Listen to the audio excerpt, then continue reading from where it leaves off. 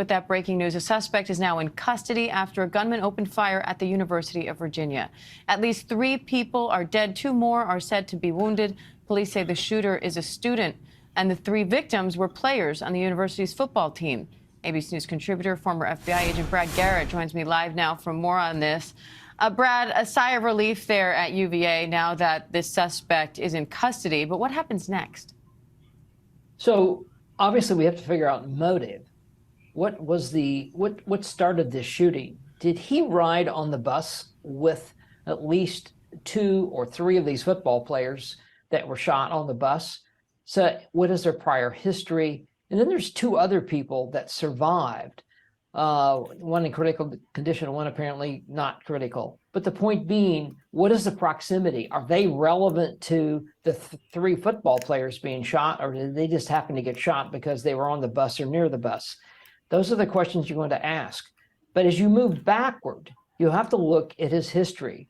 There was some reporting, according to the university police chief, that Mr. Jones apparently either threatened a gun, said he had a gun, but this person was concerned enough that he was talking to potentially get that information out. There was also, according to the chief, a statement about harassment, not further defined. Now, we both know that means a lot of different things, but the person was concerned enough to report it to the campus police. There was a follow-up investigation. But again, those are 2 things that troubling, potentially, enough information to dedicate manpower, law enforcement resources to checking on this person? Well, only to a certain extent. Unfortunately, Diane, people do really stupid things every day, but you can't arrest them for it. They sure do, Brad. There was a unique moment during this press conference, because it's not often, or I've never seen it, where we get to see the moment the police chief finds out a suspect is in custody. But when they started this press conference, that suspect was still at large. And I want to show you that moment and the expression on his face. Who did not report seeing the presence of a weapon. Pardon me. We just received information the suspect is in custody. Just need a moment to thank God. Breathe a sigh of relief. Yeah, that moment, we just need a moment to thank God, happened after a very long pause, Brad. You can tell that sense of relief. What does it mean for law enforcement at this point in trying to ensure the safety of everyone on campus and in the surrounding area? So typically when you have these types of shootings, it's not somebody that's going from one location to the next. There have been a number of mass shootings, of course, where people kill their entire family. They go to 3 different houses, so forth and so on. This does not at least have the appearance of that. But I think they're concerned anybody who commits this much violence has got to be taken off the street. And so the idea that he was still out there, that Mr. Jones was floating around, and if he's in this state of aggravation and rage, could he potentially shoot somebody else? So clearly public safety was driving it. You could see it in Chief Longo's face, and he has a long history. He was the chief of the Charlottesville police for a number of years. And that it was like, okay, we got this guy off the street. All right, Brad Garrett, we appreciate your analysis. As always, still many questions left to be answered in this case, and we know you'll stay on top of it for us. Thank you. Hi, everyone. George.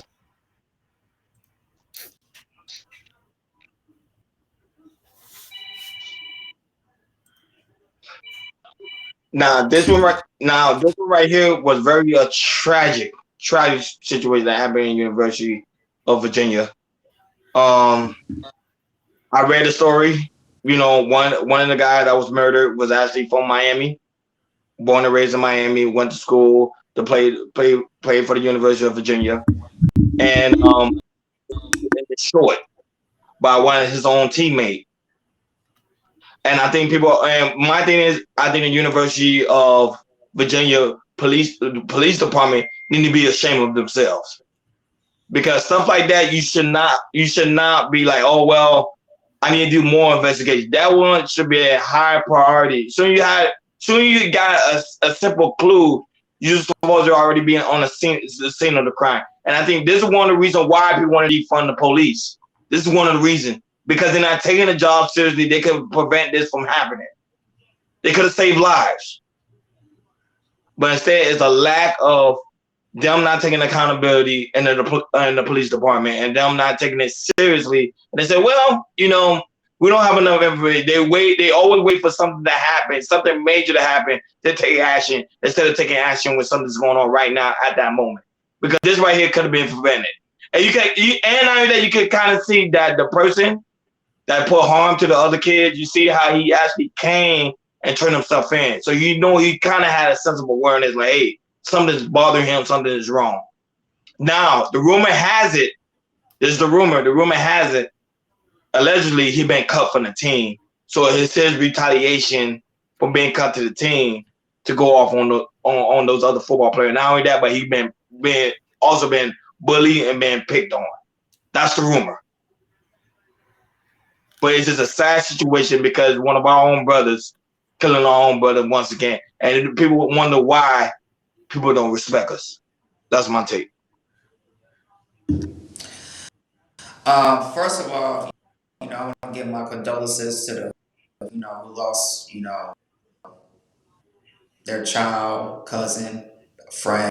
It's very, very tragic, and it's, you know, very unfortunate that we got to see stuff like this in universities, because we keep talking about this and we can never get anywhere.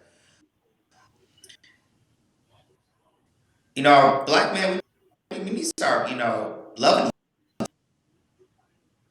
We need to figure out to love each other more instead of take other, or going to that extreme and trying to take people's lives. That's totally extreme. It doesn't need to go there. And if the guy the shooter, you know, as a man, you know, if the rumor say he was right, if he lost, you know, he got, you know, kicked out of the football. All you got to do is work harder and maybe go to another university over there. If you dedicate to your sport and dedicate to your love for it, will find a way to get better and either get back on the team, get back. What you just did was totally uncalled for. You know, it's like going to your emotional state, but not thinking logically, and you taking people's lives. Very, very selfish. This is the, and I'm tired of seeing this and listening to this, especially in our community, because we could be so much better than this, and I know we can be much better than this. But we need to figure out a way to fix this, because you know, we're just seeing in our black community, we just taking each other out by one, and it posts this in the media of, oh look, you know, black on black crime. This, yo, I grieve for the family, and I'm gonna pray. That's my take.